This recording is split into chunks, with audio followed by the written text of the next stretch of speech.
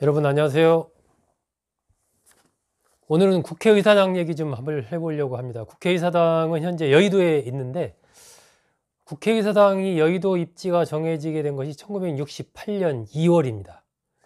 그 전에 이제 1966년 4월에 김현옥, 이른바 불도저 시장이라고 불리죠. 김현옥 시장이 부임하면서 그 이듬해인 67년에 이 한강 종합개발 3개년 계획이 수립이 됩니다. 그에 따라서 이제 여의도가 개발이 되게 되죠. 여의도 그 80만 평입니다. 이 전체가 그때는 완전히 평지였는데 이것이 개발이 되게 되고 그 평지에 첫 번째로 입주한 기관이 이 국회였습니다. 국회현 전체가 이제 한 10만 평 정도 됩니다. 그 10만 평을 정부가 평당 10,000원씩 주고 서울시로부터 그 땅을 사들이게 되죠. 그래서 그 자리에 국회의사당을 짓게 됩니다. 1969년 7월 17일 제헌절날 공사를 시작해가지고 1975년 8월 15일 광복절에 준공을 했습니다.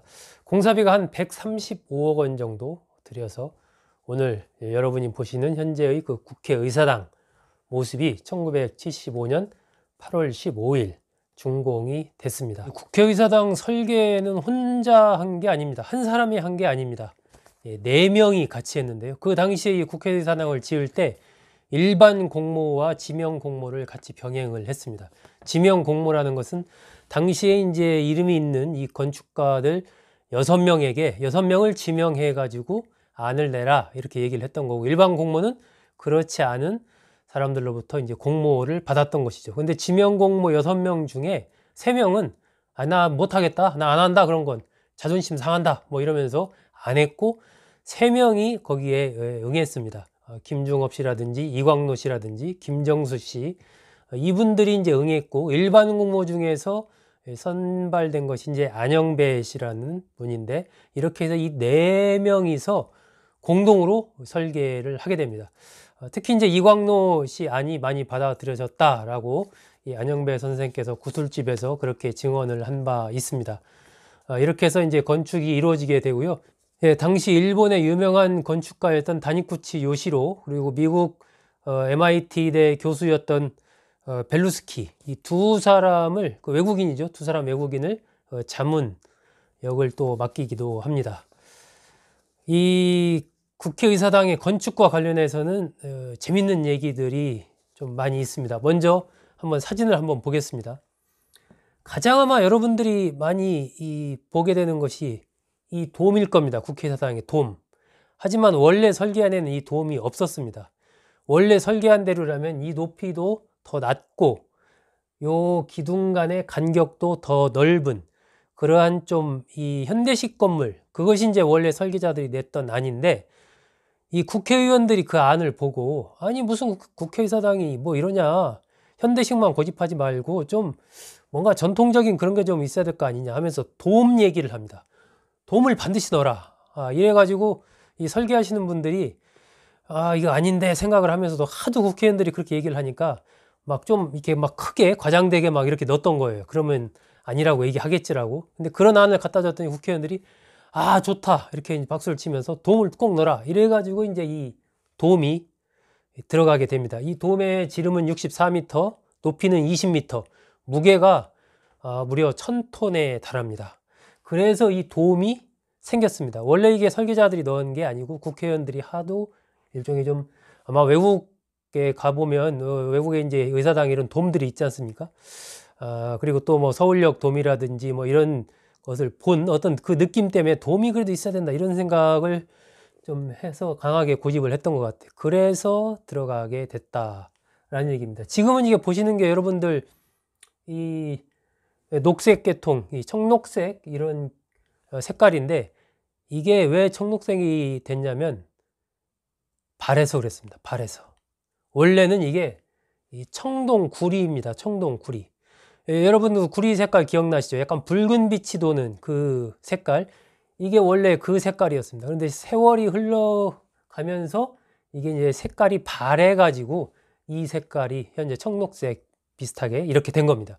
그래서 실제로 이 색깔을 2000년대 들어서 여기다가 황금색으로 바꾸자 이런 얘기가 국회에서 있었습니다. 이 밤 되면 좀 우중충하고 좀 그렇다. 그래서 아예 황금 칠을 해가지고 밤에도 좀 반짝반짝 빛나게 이렇게 하자. 한 뭐 4억 9천 정도 들었다고 합니다. 예산이.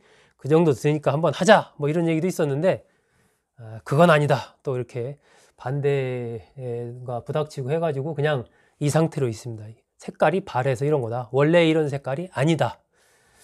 이 지금 기둥이 하나, 둘, 셋, 넷, 다섯, 여섯, 일곱, 8개. 이 전면에 기둥이 8개입니다. 이것은 팔도, 우리나라의 팔도, 뭐 경상도, 충청도, 조선 팔도를 상징합니다. 그리고 이 전체 기둥 뒤에 옆에 다 포함하면 24개인데요. 이것은 24절기, 24시간 열심히 일해라 라는 뜻에서 24개로 만들었습니다. 이 또 안에 이 계신데 요 돔 밑에가 바로 본회의장이 아니고 로텐다 홀입니다. 이 큰 홀인데 그 홀 바닥은 또 석굴암에 있는 무늬를 참조해서 무늬를 거기다 깔았고, 본회의장에 있는 전등의 개수는 365개입니다. 1년 내내 졸지 말고 열심히 의정 활동하세요. 이래서 이제 365개의 전등을 거기다 달았습니다. 이 돔 모양도 뭐 이제 해석하기를 어쨌든 서로 싸우지만 말고 좀 타협해서 어떤 내실 있는 의정 활동을 해라라고 해서 이렇게 둥글게 만들었다 이렇게 돼 있는데 현실은 그렇지가 않네요. 이 설계 단계에서 또 변형된 것이 있는데, 이 돔이 새로 생긴 것과 함께 이 지금 이 기둥들의 이 간격, 이것이 좁아졌습니다. 원래는 10.8m였는데 하나하나의 간격이 10.2m로 좁아졌습니다. 이 하나의 이 기둥들을 여기다 세운 것은 이 경복궁의 경회로 거기에서 아이디어를 얻어서 이 기둥들을 이렇게 세워놨습니다. 이런 식으로 요 원래 설계 안에서 여기에 하나 기둥이 더 있었던 것이 없어지고 이 돔이 생기고 이 기둥들의 간격이 좁아지고 높이는 또 높아졌어요. 그러다 보니까 전체적으로 이제 이 건축학적으로 보면은 그렇게 이 건물 자체가 아름다운 그런 건물이 아닙니다. 그래서 뭐 어디에 보면 이 설계하셨던 분들도 저건 내 건물이 아니다 라고 그렇게 얘기를 할 정도로 이 어떤 권력에 의해서 많이 좀 바뀐 그런 부분들이고요. 이 지금 이 국회의사당의 층수가 하나, 둘, 셋, 넷, 다섯, 여섯, 6층입니다. 6층. 이것도 원래는 설계자들은 5층으로 설계를 했었습니다. 5층으로 설계를 해서 마지막 단계에서 이제 뭐 국회의장 등이 이제 설계 그걸 들고 청와대로 딱 들어갔는데, 이 당시 박정희 대통령이 그 몇 층입니까? 이렇게 이제 물어본 거죠. 그러니까 5층으로 설계를 했습니다. 이렇게 답변을 한 거예요. 그리고 나서 박정희 대통령이 저 중앙청 건물은 몇 층이죠? 이렇게 물은 거예요. 중앙청 건물. 예전에 지금 광화문 바로 현판 뒤에 있었던 조선 총독부 건물, 그걸 의미하는 겁니다. 그게 5층이었던 겁니다. 그거 5층입니다. 그러면 박정희 대통령이 한 층 더 올리세요. 이렇게 된 겁니다. 조선 총독부 건물이 5층이니까 민의의 상징인 국회는 조선 총독부 건물보다는 한 층이라도 더 높아야 될 거 아닙니까? 이렇게 해서 설계 단계에서 5층에서 갑자기 6층으로 또 높아져요. 그러니까 건물은 더 높아지고 기둥의 간격은 좁아지고 없던 돔은 생기고, 그러니까 모양이 이게 전체적인 균형감 이런 것들이 잘 안 맞는 거죠. 좀 이상하게 된 건물이 되는 겁니다.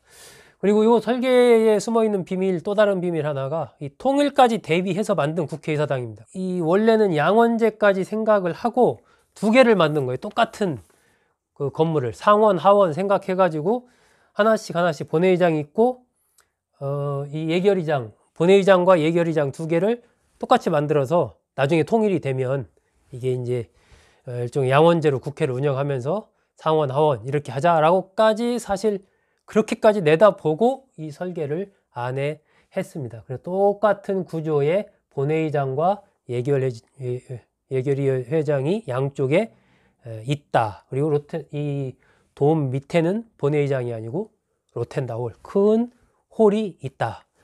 이렇게 이제 설계가 돼 있습니다. 이 안에는 뭐 이승만 전 대통령, 신익희 전 국회 부의장 등 상도 있고, 이순신 장군 동상도 있고, 또 그런 몇몇 분들의 동상이 있습니다. 오늘은 국회의사당에 대한 여러 가지 재밌는 얘기 들려드렸고요. 다음 시간에는 국회의사당이 여의도로 오게 된 과정과 국회의사당 앞에 큰 해태상이 있습니다. 해태상 밑에 와인이 엄청나게 묻혀 있다. 이런 얘기가 있습니다. 그 진실은 무엇인지 다음 시간에 말씀드리도록 하겠습니다. 여러분 잘 들어주셔서 고맙습니다.